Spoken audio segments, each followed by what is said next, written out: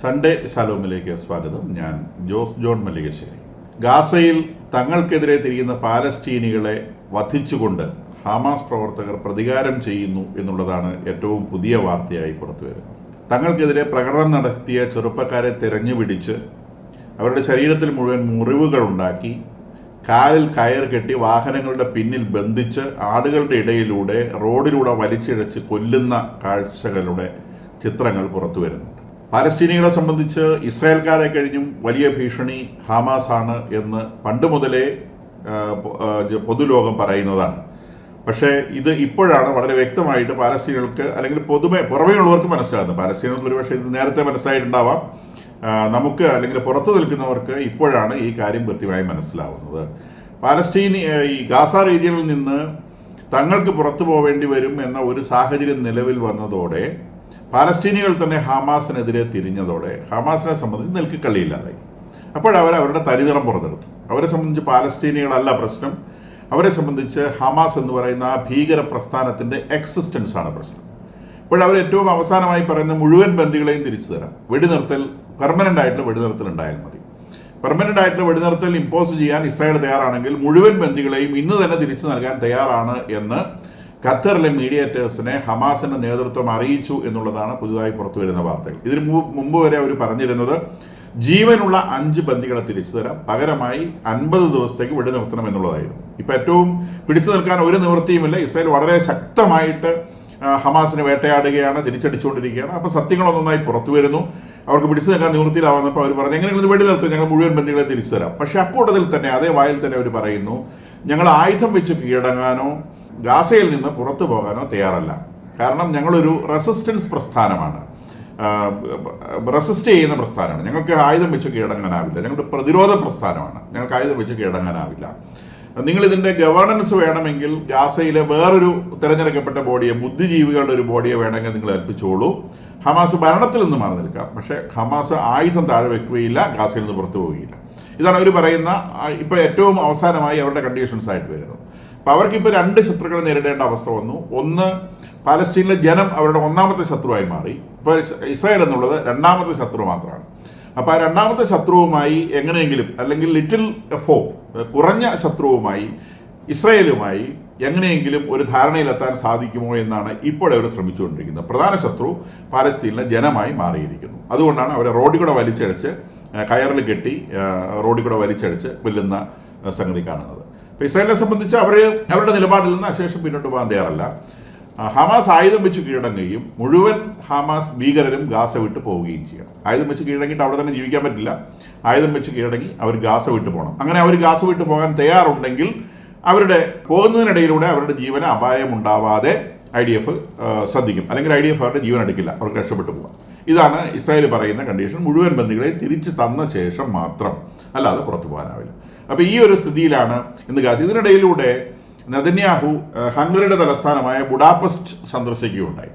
നമുക്കറിയാം നെതന്യാഹുവിനെതിരെ ഒരു arrest warrant ഉണ്ട്. ഇന്റർനാഷണൽ ക്രിമിനൽ കോർട്ട് എന്ന് പറയുന്ന ഒരു വലിയ ഭയങ്കരപ്പെട്ട കോടതിയാണെന്ന് പറയുന്നൊരു സംഗതി. അതിനകത്ത് അമേരിക്ക അംഗമല്ല, ഇസ്രായേൽ അംഗമല്ല. അപ്പം ഇസ്രായേൽ അംഗമല്ലാത്ത ഒരു കോടതി ഇസ്രായേൽ പ്രധാനമന്ത്രിക്കെതിരെ അറസ്റ്റ് വാറന്റ് പുറപ്പെടുവിച്ചു. അദ്ദേഹം യുദ്ധ കുറ്റവാളിയാണ് എന്ന് പറഞ്ഞുകൊണ്ട് ഇതിനു മുമ്പുണ്ടായിരുന്ന പ്രതിരോധ മന്ത്രിക്കും ഈ നെതന്യാഹുവിനുമെതിരെ ഒരു അറസ്റ്റ് വാറന്റ് പുറപ്പെടുവിച്ചിരുന്നു. അപ്പോൾ അറസ്റ്റ് വാറന്റിന്റെ കോൺസിക്വൻസ് എന്താണെന്ന് ചോദിച്ചാൽ, ഈ ഇന്റർനാഷണൽ ക്രിമിനൽ കോർട്ടിൽ അംഗങ്ങളായിട്ടുള്ള ഏതെങ്കിലും രാജ്യത്തിൽ നെതന്യാഹു പ്രവേശിച്ചാൽ ഉടനെ തന്നെ അദ്ദേഹത്തെ അറസ്റ്റ് ചെയ്ത് ഇന്റർനാഷണൽ ക്രിമിനൽ കോർട്ടിന് മുൻപിൽ ഹാജരാക്കണം എന്നുള്ളതാണ്. ഇദ്ദേഹത്തിന് ഇനി പുറത്തിറങ്ങാൻ പറ്റൂല, ഇദ്ദേഹം മാളത്തിൽ വിളിച്ചു എന്നൊക്കെ ഇവിടുത്തെ കുറെ ആളുകളൊക്കെ പറയുന്നത് നിങ്ങൾ കേട്ടിട്ടുണ്ടാവും. അദ്ദേഹം അത് കഴിഞ്ഞ് US പോയി. ഇപ്പൊ രണ്ടാമത് ഈ ICCയിൽ അംഗമായിട്ടുള്ള ഹംഗറിയിൽ അദ്ദേഹം പോയി. ICCയിൽ അംഗമാണ് അദ്ദേഹം. പല യൂറോപ്യൻ രാജ്യങ്ങളും അദ്ദേഹത്തെ ക്ഷണിച്ചിരുന്നു, ഹംഗറിയും ക്ഷണിച്ചിരുന്നു. ഇപ്പോൾ അദ്ദേഹം ഹംഗറി പോയിട്ട്. അപ്പോൾ ഹംഗറി പറഞ്ഞത് ഞങ്ങൾ ഈ ICCയിലെ അംഗത്വം അങ്ങോട്ട് രാജിവെക്കുകയാണ്. ഞങ്ങളെ സംബന്ധിച്ച് ഈ ഇന്റർനാഷണൽ ക്രിമിനൽ കോർട്ടിനെ കഴിഞ്ഞ് പ്രധാനപ്പെട്ടത് ഇസ്രായേൽ എന്നുള്ള രാജ്യവുമായിട്ടുള്ള ബന്ധമാണ്. അതുകൊണ്ട് ഞങ്ങൾ ICCയിലെ അംഗത്വം അങ്ങോട്ട് രാജിവെച്ചിരിക്കുന്നു. ഈ വിധി വന്നതിന് ശേഷം നെതന്യാഹുവിനെ ഇന്ത്യയിലേക്ക് ക്ഷണിച്ച കാര്യവും നമുക്ക് അറിവുള്ളതാണ്. നമ്മുടെ പ്രധാനമന്ത്രി നെതന്യാഹുവിനെ ഇന്ത്യ വിസിറ്റ് ചെയ്യാൻ വേണ്ടി ക്ഷണിച്ചിരുന്നു ഈ കോടതി വിധി വന്നതിന് ശേഷവും. അപ്പം നമ്മൾ ഇന്റർനാഷണൽ ക്രിമിനൽ കോർട്ടിൽ മെമ്പർ അല്ല എന്നുള്ളതും ഒരു വസ്തുതയാണ്. ഗാസയെ സംബന്ധിച്ച് ഇപ്പോൾ ഇസ്രായേൽ അതിശക്തമായിട്ട് ഹമാസിനെ വേട്ടയാടുന്ന പ്രോസസ്സ് തുടരുന്നുണ്ട്. അപ്പൊ ഇതിനിടയിലൂടെ ഇവർ പറഞ്ഞു വരുത്തിയിരുന്നതെന്ന് ഇവിടെ മരിക്കുന്ന മുഴുവൻ സ്ത്രീകളും കുഞ്ഞുങ്ങളുമാണ്. ഇപ്പൊ ഹമാസ് തന്നെ സമ്മതിക്കുന്നു മരിക്കുന്നതിൽ 70% 15നും 50നും ഇടയിൽ പ്രായമുള്ള 15 വയസ്സിനും 50 വയസ്സിനും പ്രായമുള്ള പുരുഷന്മാരാണ്. 30% മാത്രമാണ് സ്ത്രീകളും കുട്ടികളും. അപ്പോൾ ഈ ഇസ്രായേലിന്റെ വാദഗതികൾ ഒന്നൊന്നായി ശരിയായി വരികയാണ്. ഇവർ ഈ സ്ത്രീകളെയും കുട്ടികളെയും പിടിച്ച് ഇവരുടെ കവചങ്ങളായി നിർത്തുകയാണ്. മരിക്കുന്നത് ശരിക്കുള്ള പോരാളികൾ തന്നെയാണ്. 15നും 50നും ഇടയിലുള്ള പുരുഷന്മാരാണ് അവിടുത്തെ ഹമാസ് പോരാളികൾ. അപ്പം അവർ തന്നെയാണ് മരിക്കുന്നത്. അതാണ് 70% ഡെത്ത് എന്ന് ഇപ്പോൾ ഹമാസ് തന്നെ സമ്മതിക്കുന്നതായും മാധ്യമങ്ങളിലൂടെ വാർത്തകൾ പുറത്തു വരുന്നുണ്ട്. കൂടാതെ നെതന്യാഹു അടുത്ത ആഴ്ച വീണ്ടും ട്രംപിനെ വിസിറ്റ് ചെയ്യുന്നുണ്ട്. ഇത് ഇറാന്റെ നെഞ്ചിടിപ്പ് കൂട്ടുന്ന ഒരു വാർത്തയാണ്.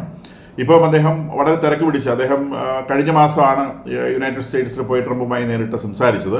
ഇപ്പോൾ വളരെ തിരക്ക് പിടിച്ച് വീണ്ടും അദ്ദേഹം ഈ യുദ്ധത്തിൻ്റെയും ബഹളങ്ങളുടെയും ഒക്കെ ഇടയിൽ ട്രംപിനെ കാണാൻ പോകുന്നുണ്ടെങ്കിൽ, ട്രംപ് ആണെങ്കിലും വലിയ തിരക്കിലാണ്. ഈ താരിഫുമായിട്ട് ബന്ധപ്പെട്ട വിഷയങ്ങളിൽ ട്രംപ് വലിയ തിരക്കിലാണ്. അപ്പം അദ്ദേഹത്തെ കാണാൻ വേണ്ടി നെതന്യാഹു പോകുന്നുണ്ടെങ്കിൽ അത് നിശ്ചയമായും ഇറാന്റെ നെഞ്ചിടിപ്പ് കൂട്ടുന്ന ഒരു വാർത്തയാണ് എന്ന് വേണം വിചാരിക്കാൻ. അപ്പം അതിനിടയിലൂടെ അമേരിക്ക അതിൻ്റെ വാർ പ്രിപ്പയർഡ്നെസ് ഇറാന്റെ ചുറ്റുമുള്ളത് വളരെ വളരെ വലിയ തോതിൽ നടത്തുന്നുണ്ട്. ബോംബേഴ്സ് വിന്യസിക്കുന്നുണ്ട്. എയർക്രാഫ്റ്റ് കാരിയറുകൾ ഗൾഫ് റീജിയനിലേക്ക് നീങ്ങിക്കൊണ്ടിരിക്കുന്നുണ്ട്. റെഡ് സീയിലുള്ളത് ഗൾഫ് റീജിയനിലേക്ക് നീങ്ങിക്കൊണ്ടിരിക്കുന്നുണ്ട്. അപ്പോൾ വാർ പ്രിപ്പയർഡ്നെസ് ഏറ്റവും മാക്സിമം ആക്കുകയാണ്.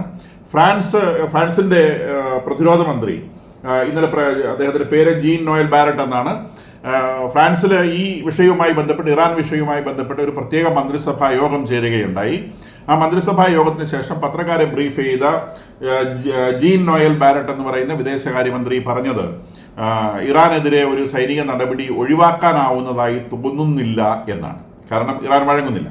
അപ്പോൾ ഇറാൻ വീണ്ടും പറഞ്ഞുകൊണ്ടിരിക്കുന്നത് ഒരു തേർഡ് പേഴ്സൺ, അതായത് ഒമാനെ ഇടയിൽ വെച്ചുകൊണ്ട് നെഗോഷിയേറ്റ് ചെയ്യാമെന്നാണ്. പക്ഷേ ഇന്ന് ട്രംപ് പറഞ്ഞിരിക്കുന്നത് ഇറാന്റെ രീതി കണ്ടിട്ട് അവർ നേരിട്ട് നെഗോസിയേഷന് വരുന്നതായി തോന്നുന്നു എന്ന് ട്രംപിൻ്റെതായ ഒരു പ്രസ്താവന ഇന്ന് ഇറങ്ങിയിട്ടുണ്ട്. ഇറാൻ അതിനെക്കുറിച്ചൊന്നും പറഞ്ഞിട്ടില്ല. ഇറാൻ പ്രസിഡന്റ് പറഞ്ഞത് ഒരു തേർഡ് പേഴ്സണിലൂടെ, അവർ ഉദ്ദേശിച്ചത് ഒമാനാണ്, ഒരു തേർഡ് പാർട്ടിയിലൂടെ മാത്രമേ സംസാരിക്കാനാവൂ. അതിന് അമേരിക്ക തയ്യാറാണെങ്കിൽ ഞങ്ങൾ എപ്പോഴും തയ്യാറാണ് എന്നൊരു പ്രസ്താവനയാണ് പെഷേസ്കിയാൻ ഒരു ആഴ്ച മുൻപ് പുറത്തുവിട്ട ഔദ്യോഗികമായിട്ടുള്ള സംഗതി. അതിനുശേഷവും വീണ്ടും പ്രകോപനപരമായ പല പ്രസ്താവനകളും പല തട്ടിൽ നിന്നും ഇറാനിൽ നിന്ന് പുറത്തു വന്നിരുന്നു. പക്ഷേ അതൊക്കെ സാധാരണ നമുക്കറിയാം, ഇറാനും അമേരിക്കയും തമ്മിൽ കമ്പയർ ചെയ്യാൻ പറ്റുന്ന ശക്തികളല്ല. റഷ്യ അതിനിടയിലൂടെ പറഞ്ഞിരുന്നു ഇറാനെ ബോംബെയിൽ നിന്ന് അംഗീകരിക്കാനാവില്ല എന്ന് പറഞ്ഞിരുന്നു. ആ പറഞ്ഞ റഷ്യയുടെ പുട്ടിന്റെ ഏറ്റവും ടോപ്പ് നെഗോഷിയേറ്റർ ആയിട്ടുള്ള കിരിൽ ഡിമിട്രിയു എന്ന് പറയുന്ന ആള് ഇപ്പോൾ വാഷിംഗ്ടണിലുണ്ട്. അദ്ദേഹം ഇന്നലെയാണ് വാഷിംഗ്ടണിലെത്തിയത്. അദ്ദേഹത്തെ പുട്ടിന്റെ ടോപ്പ് നെഗോഷിയേറ്റർ എന്നാണ് വിളിക്കുന്നത്. ഉക്രൈൻ വിഷയം സംസാരിക്കാനാണ് അദ്ദേഹം വാഷിംഗ്ടണിൽ എത്തിയിട്ടുള്ളത്. അമേരിക്കൻ ഉദ്യോഗസ്ഥരുമായി അദ്ദേഹം സംസാരിച്ചുകൊണ്ടിരിക്കുകയാണ്. അതിനിടയിലൂടെ ഇവരെ ഇറാനെ സംബന്ധിച്ച് നടത്തിയ പ്രസ്താവനയ്ക്ക് പ്രത്യേകിച്ച് റിലവൻസ് ഒന്നുമില്ല എന്ന് നമുക്ക് മനസ്സിലാക്കാം. കാരണം ഏറ്റവും ടോപ്പായിട്ട് നെഗോഷിയേറ്ററാണ് അവിടെ ഉള്ളത്. അപ്പോൾ ആ വിഷയം അവിടെ ചർച്ച ചെയ്യപ്പെട്ടിട്ടില്ല. ഇത് പൊതുമാധ്യമങ്ങളോട് പറയുന്ന വിഷയമാണ്. പത്രങ്ങളോട് പറയുന്നതല്ല രാജ്യങ്ങളുടെ ശരിക്കുള്ള നയം എന്നുള്ളത് നമുക്കറിയുന്നതാണ്. പ്രത്യേകിച്ച് യുദ്ധവുമായി ബന്ധപ്പെട്ട വിഷയങ്ങളിൽ അങ്ങനെയല്ല. അപ്പോൾ ഇറാനെ സംബന്ധിച്ച് ഇറാൻ ഒച്ചയുണ്ടായിക്കൊണ്ടിരുന്ന അവര് ഒരു തരത്തിലും കീഴടക്കാനാവാത്തൊരു ശക്തിയാണെന്ന് ബോധമില്ലാത്തവരെ ബോധ്യപ്പെടുത്താൻ ശ്രമിക്കുകയാണ്. ബോധമില്ലാത്ത ആളുകളാരാന്ന് നമുക്കറിയാം. അവരെ ബോധ്യപ്പെടുത്തൽ മാത്രമേ അവർക്ക് ആവശ്യമുള്ളൂ. അവരവസാനം സറണ്ടർ ചെയ്യാനാണ് സാധ്യത. കാരണം റീജിയണിൽ മുഴുവൻ പട്ടാളത്തെ വിന്യസിച്ചുകൊണ്ട് അമേരിക്ക വാർ പ്രിപ്പയർഡ്നെസ് മാക്സിമം ആക്കുന്നു. ഇസ്രായേൽ പ്രധാനമന്ത്രിയും അമേരിക്കൻ പ്രസിഡന്റും കൂടിക്കാണുന്നു. ഇറാൻ വിഷയം ഹോട്ടായി നിൽക്കുകയും ചെയ്യുന്നു. കൂടാതെ സനയിലെ ഹൂതികളുടെ ശബ്ദം തീരെയില്ല. ഏഡൻ ആസ്ഥാനമായി യമനിലെ ഔദ്യോഗിക ഭരണകൂടമുണ്ട് എന്നുള്ള കാര്യം അറിയാമെന്ന് വിചാരിക്കുന്നു. ആ ഔദ്യോഗിക ഭരണകൂടത്തെ പുറത്താക്കിക്കൊണ്ടാണ് ഈ ഹൂതി ഭീകര സംഘടന യമനിലെ പ്രധാനപ്പെട്ട പ്രദേശങ്ങളുടെ, അതായത് 2/3 പ്രദേശങ്ങളുടെ ഭരണം കൈയടക്കിയിട്ടുള്ളത്. 3/1 ഇപ്പോഴും ഔദ്യോഗിക ഗവൺമെന്റിന്റെ കീഴിലുണ്ട്. അപ്പം യമന്റെ ഔദ്യോഗിക പട്ടാളം രണ്ടായി വിഭജിക്കപ്പെടുകയും അതിന്റെ പകുതി ഹൂതികളുടെ കൂടെ ചേരുകയും ചെയ്തിരുന്നു. ഇപ്പൊ ഹൂതികളുടെ വലിയ പരാജയം മണത്തതോടെ ഈ ഔദ്യോഗിക സേനയിൽ നിന്ന് ഹൂതികളുടെ കൂടെ ചേർന്ന ആളുകൾ തിരികെ പോകുന്നതായാണ് വിവരം ലഭിക്കുന്നത്. കൂടാതെ ഇറാന്റെ പട്ടാളക്കാര് യമനില് ഹൂതികളെ ട്രെയിൻ ചെയ്യാൻ വേണ്ടി അവിടെ ഉണ്ടായിരുന്നു. ഈ ട്രെയിൻ ചെയ്യാൻ വേണ്ടി അവിടെ വിട്ട പട്ടാളക്കാരോടൊക്കെ തിരിച്ച് ഇറാനിലേക്ക് വരാൻ വേണ്ടി ഇറാൻ പറഞ്ഞതായും വാർത്തകൾ പുറത്തു വരുന്നുണ്ട്. അതിന്റെ അർത്ഥം ഹൂതികളുടെ കൊളാപ്സ് വളരെ ഇമ്മിനന്റ് ആണ്. ഉടനെ തന്നെ ഹൂതികൾ തീരും എന്നുള്ളത് തന്നെയാണ് അതിൽ നിന്ന് മനസ്സിലാക്കേണ്ടത്. അതോടെ ഇപ്പോൾ ഏഡൻ ആസ്ഥാനമായി ഭരിക്കുന്ന ഔദ്യോഗിക ഗവൺമെന്റിന്റെ ഒഫീഷ്യലായിട്ടുള്ള മിലിറ്ററി യമന്റെ നിയന്ത്രണം ഏറ്റെടുക്കുകയും അവർ സനായിൽ പ്രവേശിക്കുകയും ചെയ്യും എന്ന് വേണം വിചാരിക്കാൻ. ചിലപ്പോൾ മാസങ്ങളെടുത്തേക്കാം. എന്തായാലും ആ നിലയിലേക്കാണ് കാര്യങ്ങൾ നീങ്ങുന്നത് എന്ന് വേണം മനസ്സിലാക്കാൻ. അതിനിടയിലൂടെ റഷ്യയുമായുള്ള നെഗോസിയേഷൻസ് സ്മൂത്ത് ആക്കുന്നതിന് വേണ്ടി ട്രംപ് ഇമ്പോസ് ചെയ്തിട്ടുള്ള താരിഫ് ഹൈക്കുകൾ റഷ്യക്ക് ബാധകമല്ല എന്ന് അദ്ദേഹം പറഞ്ഞിട്ടുണ്ട്. റഷ്യയിൽ നിന്ന് കാര്യമായ സാധനങ്ങളൊന്നും തൽക്കാലം അമേരിക്ക വാങ്ങുന്നില്ല എന്ന് നമുക്കറിയാം. കാരണം റഷ്യയുടെ മുകളിൽ സാമ്പത്തിക ഉപരോധമാണ് അമേരിക്ക പ്രഖ്യാപിച്ചിട്ടുള്ളത്. അതുകൊണ്ട് കാര്യമായ സാധനങ്ങളൊന്നും റഷ്യയിൽ നിന്ന് അവർ ഇറക്കുമതി ചെയ്യുന്നില്ല. എന്നാലും ഒരു പേരിന് മാത്രം അവർക്ക് മാത്രം താരിഫ് കൂട്ടുന്നില്ല, ബാക്കിയുള്ളവരുടെയൊക്കെ താരിഫ് വർദ്ധിപ്പിക്കുന്നതായി ട്രംപ് പറയുന്നുണ്ട്. താരിഫ് വലിയ അനീതിയാണ് എന്ന നിലയ്ക്ക് നമ്മളുടെ അടക്കം എല്ലാ പത്രങ്ങളിലും വരുന്നുണ്ട്. ട്രംപ് എന്തോ വലിയ പാപം ചെയ്യുന്നു എന്നാണ് പറയുന്നത്.